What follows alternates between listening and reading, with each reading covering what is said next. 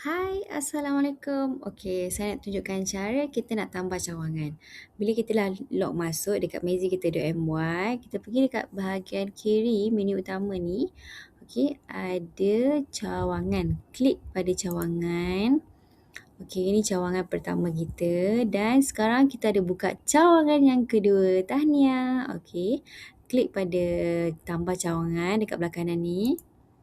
Okey, dan masukkan nama cawangan.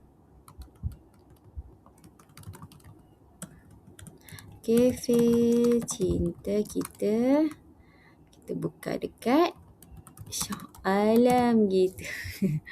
Okey, lepas tu masukkan alamat penuh. Nombor 28 Jalan Shah Alam Seksyen 17. Okey. Masukkan nombor telefon.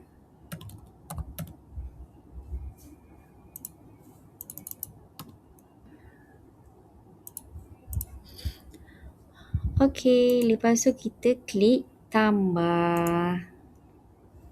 Okey, dah ada dah cawangan yang kedua. Alright, itu cara-cara kita nak tambah cawangan. Ada cawangan lagi? Klik je dan ulang semula. Itu saja. Terima kasih. Assalamualaikum.